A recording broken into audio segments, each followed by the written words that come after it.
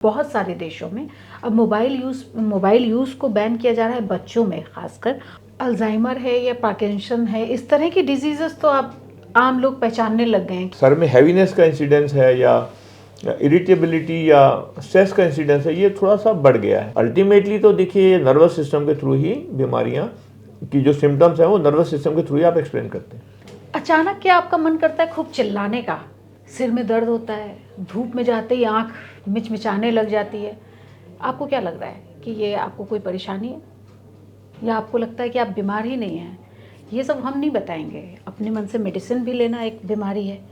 ये इन सब ऐसे कई न्यूरो से जुड़े हुए सवालों के लिए आज हम पहुँचे हैं सर गंगाराम हॉस्पिटल, और हमारे साथ हैं प्रोफेसर ईश आनंद जी, जो कई सालों से, अभी जब मैं आ रही थी तो लाइन से पेशेंट खड़े थे और कुछ पेशेंट्स तो यहाँ बैठे भी थे, उनको भी कुछ ऐसी ही परेशानियाँ थी। सर क्या है ये आजकल, किस तरह की परेशानियाँ बहुत ज़्यादा बढ़ गई हैं जो आपको देखने को मिल रही हैं? सर में हैवीनेस का इंसिडेंस है या इरिटेबिलिटी या स्ट्रेस का इंसिडेंस है, ये थोड़ा सा बढ़ गया है। और क्योंकि ब्रेन और माइंड एक दूसरे से कनेक्टेड हैं, जब भी माइंड अफेक्टेड होता है तो ब्रेन की बीमारियां बढ़ जाती हैं या ज़्यादा एग्रवेट हो जाती हैं। तो ये थोड़ा सा हम ज़्यादा देख रहे हैं जो माइंड रिलेटेड डिसऑर्डर्स की वजह से न्यूरोलॉजिकल डिसऑर्डर का ट्रिगर होना हम ज़्यादा देख रहे हैं अभी। नहीं तो वो क्या चीज़ें हैं? जैसे सिर दर्द बहुत ज़्यादा बढ़ गया है लोगों में, अचानक कुछ लोग चिल्लाने की इच्छा होने लगती है। बहुत लोग तो कंट्रोल कर ले जाते हैं, लेकिन बहुतों को बर्दाश्त नहीं होता और वो अचानक गुस्सा हो जाते हैं, टेम्पर लूज़ कर जाते हैं। क्या ये सारी चीज़ें भी हमारे आम जिंदगी की जो है वो न्यूरो की प्रॉब्लम है और हम नहीं समझ पाते कि हम बीमार हैं? ये देखिए, इसमें जो है ना कुछ तो लेजिटिमेट रिएक्शंस होती हैं कि जैसे किसी ने आपको कुछ बोला या कुछ कहा तो आपने उसको रिस्पॉन्ड किया और एक लेवल तक उसको रिस्पॉन्ड किया।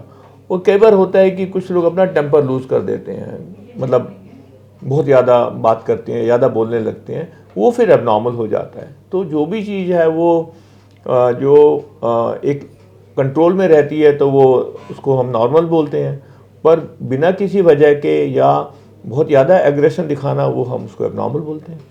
अल्जाइमर है या पार्किंसन है, इस तरह की डिजीजेस तो आप आम लोग पहचानने लग गए हैं कि हाथ हिलने लग गया या भूलने की बीमारी हो गई। ये सारी चीज़ें न्यूरो से जुड़ी हुई हैं। ऐसी आम जिंदगी से जुड़ी हुई कौन सी बीमारियां हैं जो हमें समझने की ज़रूरत है, हमारे दर्शकों को समझने की ज़रूरत है कि ये जो है ये न्यूरो से जुड़ी समस्याएं हैं और इसके लिए अब हमें डॉक्टर के पास चले जाना चाहिए? देखिए, इसमें जो एक जो प्रॉब्लम जो हम बहुत देखते हैं वो क्योंकि हाइपरटेंशन बढ़ता जा रहा है, शुगर बढ़ती जा रही है, लाइफस्टाइल ख़राब है, तो हम देखते हैं वो स्ट्रोक का है। अब स्ट्रोक में देखिए, किसी को चेस्ट में पेन होती है तो वो भाग के जाता है, ईसीजी कराता है। और किसी का मान लीजिए रात को 2 बजे आपकी नींद खुली और आपका हाथ सुनना है या आपका फेस पे नमनस आ रही है, तो आप 1 गिलास पानी पी के फिर सो जाते हैं कि सुबह तक ठीक हो जाएगी। और वो अब जो गोल्डन विंडो है वो आप उसको मिस कर देते हैं।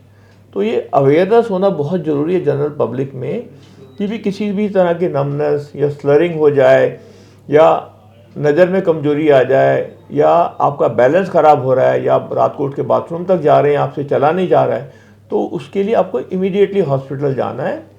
ये एक ब्रेन अटैक या स्ट्रोक हो सकता है और जिसमें कि पहले 4-4.5 घंटे के अंदर जो पेशेंट क्वालिफाई करते हैं उसमें इंजेक्शन लगाने से फ़ायदा हो सकता है। तो ये सबसे इम्पॉर्टेंट चीज़ मैं कन्वे करना चाहता हूँ अपने व्यूअर्स को। बहुत बार ऐसा महसूस होता है रात में कि आपके हाथ ऐसे अकड़ गए हैं और फिर बहुत देर तक आप पैर स्थिर नहीं रख पा रहे।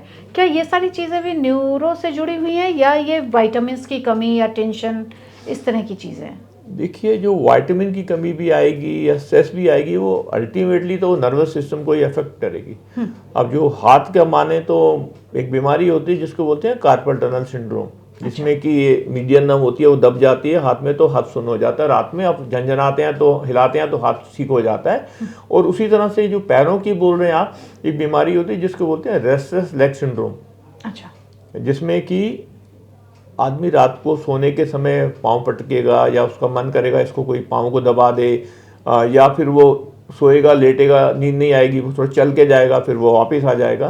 तो ये रेस्टलेस लेग सिंड्रोम होती है। तो ये अल्टीमेटली तो देखिए नर्वस सिस्टम के थ्रू ही बीमारियां की जो सिम्टम्स हैं वो नर्वस सिस्टम के थ्रू ही आप एक्सप्लेन करते हैं। तो ये इस तरह के पेशेंट्स आपके पास आ रहे हैं क्या कि मुझे ये हो रहा है, मुझे रात में नमनेस हो जा रही है, क्या ये लोगों की बढ़ी है? जैसे अभी एक पेशेंट बैठी हुई थी जिनका कह रही थी कि धूप में जाते हैं तो चमकता है, चलने में बैलेंस नहीं बनता, इस तरह की चीज़ें।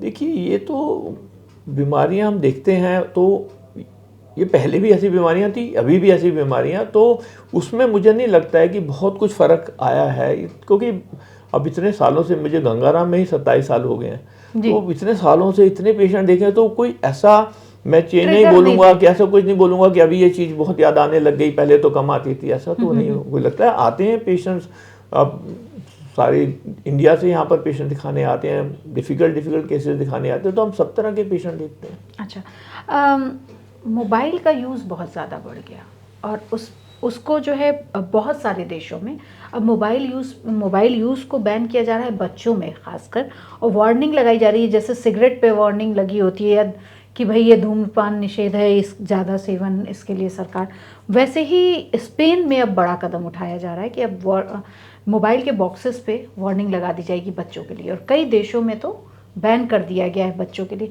आपको क्या लग रहा है कि देश में क्या ये सिगरेट जैसा एडिक्शन होता जा रहा है हम लोगों को? सोशल मीडिया पे लगे हैं, कोई वीडियो बना के भेज रहे हैं या कोई वीडियो इस तरह के देख रहे हैं जिसमें कि बहुत ज़्यादा उसमें कोई सेंस नहीं है, जिसमें कि बहुत ज़्यादा कोई मैसेज नहीं है। अब इस तरह की चीज़ें जब आप करेंगे तो डेफिनेटली माइंड में डलनेस आएगी।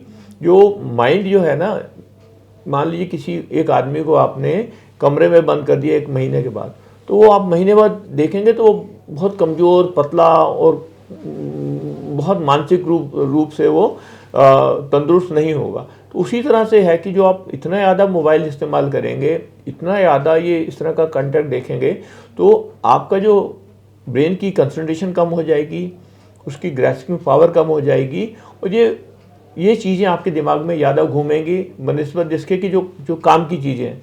तो ये आपके दिनचर्या पे इसका इफेक्ट रहता है और आपकी प्रोडक्टिविटी को ये कम कर देता है। तो आप ये कह रहे हैं कि मोबाइल जो यूज़ कर रहे हैं उनकी प्रोडक्टिविटी, जो फिजिकल वर्क है वो भी कम हो रहा है? देखिए अब इसको कहते हैं जैसे काउच पोटैटो, कि पहले बच्चे खेलते थे, बाहर जाके क्रिकेट खेलते थे, हमने तो गिल्ली डंडा, पिट्ठू सब कुछ खेला हुआ अपने टाइम में, देखिए है ना। अब हम देखें तो 4 बच्चे खेल रहे होंगे अपने अपने घर पे, और वो PS5 को कनेक्ट कर देंगे या मोबाइल को कनेक्ट कर देंगे और वहाँ से गेम खेल रहे हैं, ऐसे गेम खेलते हैं ना। जबकि हमारे टाइम में हम बाहर जाते थे, ग्राउंड पे खेलते थे, क्रिकेट खेलते थे, तो वो उस तरह की जो फिजिकल गेम्स, ऐसा नहीं कि सब बच्चे नहीं खेल रहे हैं, बहुत बच्चे खेल रहे हैं, पर सब बच्चे नहीं खेल रहे हैं। जो एक्टिविटीज़ फ्री टाइम की जो हम अपने बचपन में करते थे, वो उस टाइम को जो है उसका मिसयूज़ हो रहा है एक तरह से ये मोबाइल फ़ोन की वजह से।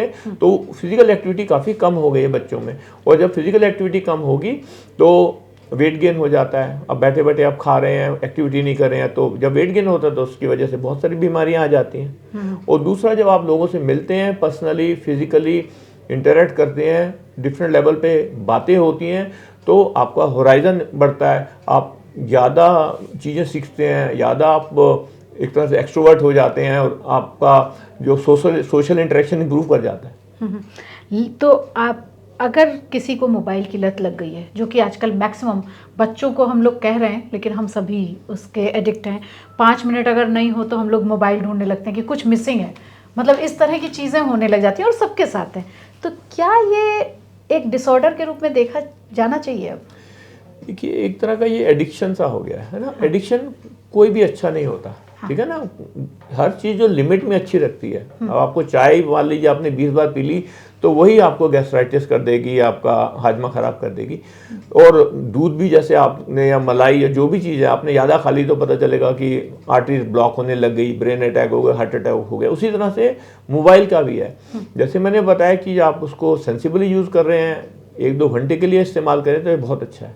पर आप उसमें आप गार्बेज देख रहे हैं या इस तरह की चीज़ें देख रहे हैं जिससे कि आपका माइंड डेवलप ना हो करके रिग्रेशन में जा रहा है, तो वो एक अच्छी बात नहीं है, वो आपको नुकसान ही कर रहा है। और ये जो एडिक्शन है ये काफ़ी ख़राब एडिक्शन है और हमने देखा है स्मोकिंग का एडिक्शन कितनी मुश्किल से छूटता है, अल्कोहल का एडिक्शन कितनी मुश्किल से छूटता है, उसी तरह से जो ये मोबाइल एडिक्शन है ये भी बहुत मुश्किल से छूटता है। इसके कैसे छुड़ाया जाए? क्योंकि जब मैं आ रही थी और मैंने बताया कि मैं आज यहाँ आ रही हूँ, तो सबसे ज़्यादा जो सवाल आया लोगों ने पूछा है आपसे स्पेशली, वो यही पूछा है कि बच्चों का मोबाइल एडिक्शन कैसे छुड़ाएं और खुद का मोबाइल एडिक्शन कैसे छुड़ाएं। थोड़ी देर जब हम लोग बैठे होते हैं उसके बाद हमें लगता है कोई इंपॉर्टेंट मैसेज ऑफिस से तो नहीं आ गया, अगर ये मिस हो जाएगा तो बॉस डांटेंगे, तो ये वाला जो फियर अंदर आ गया है वो एक बड़ा सवाल मुझसे कहा गया है कि मैं आपसे पूछूं। देखिए, जो लाइफ जो इतनी फास्ट हो गई है हमारी, है ना, उसको मुझे लगता है कि कुछ हमें चीज़ों को स्लो डाउन करना भी ज़रूरी रहता है ना। अब हम इतनी तेज़ी से भागते जा रहे हैं और कई बारी बिना डायरेक्शन के भागते रहते हैं। हमारे को डायरेक्शन नहीं, हम भाग रहे हैं, हमको पता नहीं हम क्या अचीव करना चाहते हैं। तो उसी तरह से मोबाइल का भी है। तो इसमें जो है तो ये डिफ़िकल्ट, लेकिन आपको एक तो है कि आप कोई और एक्टिविटी स्टार्ट करिए। जैसे मान लीजिए आपको सिंगिंग में इंटरेस्ट है या डांसिंग में इंटरेस्ट है, या आप जिम ज्वाइन करना चाहते हैं, या आप ग्राउंड में जाकर कुछ गेम खेलना चाहते हैं। एक तो है कि आप कोई और अल्टरनेट हॉबी डेवलप करिए। ये सबसे इम्पॉर्टेंट है। जब आपकी कोई हॉबी डेवलप हो जाएगी ना, तो मोबाइल अपने आप छूट जाएगा। और दूसरा है कि मन को शांत रखने के लिए आप योगा, मेडिटेशन कर सकते हैं, थोड़ा ध्यान लगा सकते हैं, थोड़ी सी फिजिकल एक्सरसाइज कर सकते हैं, एरोबिक एक्सरसाइज कर सकते हैं, ताकि आपका जो ध्यान बहुत ज़्यादा मोबाइल पे नहीं जाए। इसके अलावा देखिए, अपने मन को पक्का करना पड़ेगा। देखिए, अल्टीमेटली जो भी एडिक्शंस होते हैं वो तभी छूटते हैं जब आदमी अपने मन को पक्का कर लेता है। इसको छुड़ाना बहुत मुश्किल है। जैसे अल्कोहल भी छुड़ाई जाती है तो फिर उनको एडमिट किया जाता है एक महीने के लिए। पेशेंट को एक महीने तक वो कह लें असाइलम में रहते हैं या डी एडिक्शन सेंटर में रहते हैं और कोई बड़ी मुश्किल से छूट करके वो वापस आते हैं। और क्या कह रहे थे? मैं ये कह रही थी कि जैसे ही माँ अपने बच्चे के हाथ से मोबाइल छीनती है तो बच्चा सुसाइड कर लेता है। वो एक बड़ा डर इन दिनों, चाहे किसी के लिए भी, जैसे ही आप डांटते हो, बड़े को भी डांटते हो, जो समझदार है, छोटे बच्चों की तो छोड़ दें, तो वो जो डर पेरेंट्स के अंदर आ गया है, या हम लोगों को भी बेचैनी होने लग जाती है जैसे ही मोबाइल आपके हाथ से हटता है या कोई एडिक्शन, उसके लिए क्या करना चाहिए? और इस बीमारी के लिए क्या कोई मेडिसिन होती है कि भाई लगातार ये दें कि उनका माइंड स्लो हो, वो खुद ही अपने आप उसे छोड़ते चले जाएं? देखिए, इसमें ना एक्चुअली जो भी काम करना है पेरेंट्स को बहुत समझ बूझ के साथ करना है, प्यार से समझा के करना है। कोई भी एक्सट्रीम स्टेप नहीं लेना। जो मतलब ये किसी भी चीज़ में देख लें, आपने बच्चे को पढ़ाना भी अपने तो बहुत आप प्यार से समझा के पढ़ाते हैं। आपको पता है मार के बैठा भी देंगे तो बच्चे का दिमाग वहाँ पर नहीं है, ठीक है ना। तो उसी तरह इसमें भी समझा बुझा के और धीरे धीरे करके इन चीज़ों को हटाना है। और इसमें यह है कि आप ना दूसरी चीज़ें बच्चों के सामने लेके आएँ, उनको कोई आप क्राफ्टिंग में या किसी और चीज़ में इंटरेस्ट दिलाएँ, या उनको कोई कंप्यूटर कोर्स में ज्वाइन करा दें या कुछ इस तरह की चीज़ करा दें जिससे कि उनको और काम करना है, उनसे उससे फ़ोन से बेटर काम उनको मिल जाए करने के लिए। तो इसमें ये तो मैं बोलूँगा कि जोर ज़बरदस्ती तो किसी के साथ भी, चाहे वो बच्चा हो चाहे बड़ा हो, ठीक रहती है। वो बहुत बार काउंटर प्रोडक्टिव ही होती है। बहुत बार बच्चे रेजिस्टेंट हो जाते हैं कि आप हमसे ये कराओगे, हम तो नहीं करेंगे, क्योंकि वो देखिए वो फर्टाइल ब्रेन है, वो एडोलेसेंट ब्रेन है, वो ब्रेन जो है वो थोड़ा सा रेजिस्ट करता है चीज़ों को। तो इसमें तो देखिए बहुत टैक्टफुल इसको टैक्ट करना पड़ेगा। और बहुत बार बच्चे खाना खाना बंद कर देते हैं या होमवर्क करना बंद कर देंगे, आप हमें फ़ोन नहीं देंगे। उसमें देखिए समझा बुझा के काम होता है, कोई दवाई इसमें ऐसी नहीं है। और जैसे हमने देखा है कि जिस तरह के भी एडिक्शंस होते हैं, इसमें साइकोथेरेपी बहुत हेल्प करती है, इसमें बिहेवियरल थेरेपी बहुत हेल्प करती है। तो इसमें जो इस तरह की बहुत ज़्यादा प्रॉब्लम है किसी को, तो उनको साइकोलॉजिस्ट को कांटेक्ट करना चाहिए, साइकोलॉजिस्ट से मिलना चाहिए, जो कि पेशेंट से बात करके उनके माइंड को पढ़ के उसको धीरे धीरे करके बिहेवियरल थेरेपी के थ्रू उसको चेंज करना चाहते हैं। तो वो चीज़ मतलब काम करेगी। इसमें मेडिसिन काम नहीं करेंगी, इसमें बात करना ही काम करेगा। अब 2-3 सवाल ऐसे हैं जो आम लोग जानना चाहते हैं कि किसी को बार बार चक्कर आ रहा है, क्या ये न्यूरो की प्रॉब्लम है और उसको संभालने के लिए वो क्या कर सकते हैं? देखिए, जो चक्कर जो आता है, जैसे अभी आप आई तो मैं एक पेशेंट भी देख रहा था, इसको हम वर्टिगो बोलते हैं। अब वर्टिगो जो है ये कान की वजह से हो सकता है, इसमें फ्लूइड इम्बैलेंस हो जाए, ये गर्दन की वजह से हो सकता है कि मसल स्पाज़म में चली जाए, ये ब्रेन की वजह से हो सकता है कि मेडुला या सेरिबेलम में डैमेज हो जाए, ये एंग्जाइटी की वजह से हो सकता है चक्कर आना, ये विटामिन की कमी की वजह से हो सकता है चक्कर आना। तो इसकी ना बहुत सारी वजह आती हैं। तो उसको एक पर पेशेंट डॉक्टर पे जाता है तो डॉक्टर सारी बातें करता है, उनसे पूरी हिस्ट्री से पता चलता है और फिर पिन पॉइंट करके जो डायग्नोसिस बनती है क्लिनिकली, उसमें हो सकता है आप MRI करा के देखें या ब्लड टेस्ट करा के देखें, उसका फिर इलाज किया जाता है। एक बीमारी है जिसका कि अच्छा इलाज है। और बहुत लोगों को शहर से लेके अब गांव तक नींद नहीं आ रही है। हर दूसरा बंदा पूरी रात तो जगा रहता है और सुबह आते ही जैसे फ्राइडे आया या फिर हर सुबह हर किसी के उनमें बहुत थकान लग रही है। हर कोई सोना चाहता है सुबह सुबह या फिर ऑफिस आके भी सोना चाहता है। देखिए हमारे कैमरा पर्सन है, वो मुस्कुरा भी रहे हैं कि मुझे भी नींद आ रही थी। तो ये क्या, ये भी न्यूरो की प्रॉब्लम है? ये देखिए ये ना एक लाइफस्टाइल प्रॉब्लम है। ये नहीं आपकी ना, हाँ। जैसे अब हम देखिए हमारे टाइम में अभी भी हमारा ही टाइम है। आदमी सुबह 6 बजे 5 बजे उठता है, अभी भी हम यही करते हैं और रात को कोशिश करते हैं कि 10:30 11 बजे हम सो जाएं। अब मैं जो ज़्यादातर जिनको इंसोम्निया या नींद की प्रॉब्लम होती है उनका ना लाइफस्टाइल ही खराब होता है। वो पता चलेगा वो दुकान 11 बजे बंद करके आए, 12 बजे उन्होंने खाना खाया तो वो 2 बजे 3 बजे तो सोएंगे वो। अब कोई जना 5-6 बजे घर आ जाएगा, वो 7 साढ़े 7 बजे खाना खा लेगा तो 10-11 बजे सो भी जाएगा वो। तो इसमें स्लीप हाइजीन बहुत ज़रूरी है। स्लीप हाइजीन हम ये बोलते हैं कि अपनी दिनचर्या को ठीक रखिए। सुबह 5 से 7 बजे के बीच में उठिए, रात को 9 से 11 बजे के बीच में सोइए और इसके अलावा जब आपको सोना है उससे 2 घंटे 3 घंटे पहले खाना खा लें और सोने से 1 घंटे पहले अपना लाइट डिम कर दें, मोबाइल फ़ोन को उठा के रख दें, टीवी बंद कर दें और कोई बुक उसको लेके पढ़ने की कोशिश कीजिए। आपको 99% नींद आ जाएगी। अच्छा, मुझे बस 5-6 सवाल और हैं, छोटे छोटे से हैं, 1-1 मिनट की। हाँ, करती हूँ।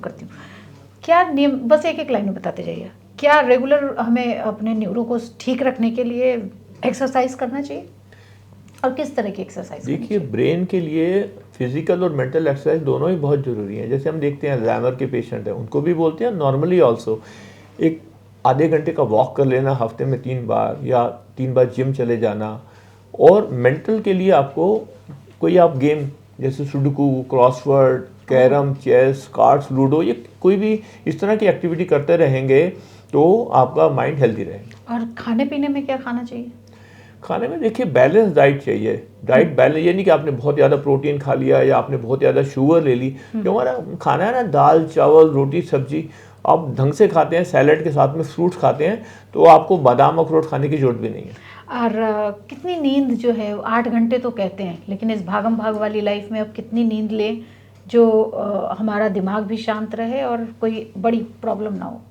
6 से 8 घंटे की नींद जो है, 6 घंटे से कम की नींद में दिक्कत आ सकती है। 6 से 8 घंटे की नींद जो है वो नॉर्मल नींद कहते हैं उसको। और हर कोई ना, जितनों से मिलेंगे आप, हर कोई कहता है कि बहुत टेंशन हो रही है। ये टेंशन जो है ये भी एक मतलब एक हमारे अंदर कहीं चल रहा है। तो ये टेंशन कम करने के लिए क्या करें? देखिए टेंशन कम करने के लिए मेरे पास बहुत सारे पेशेंट आते हैं। मैं उनको अपना एग्जांपल देता हूँ कि आप देखिए इतनी बाहर भी इतनी भीड़ है, अभी मेरे पास आए हैं, लेकिन मैं आपसे आराम से बात करूँगा।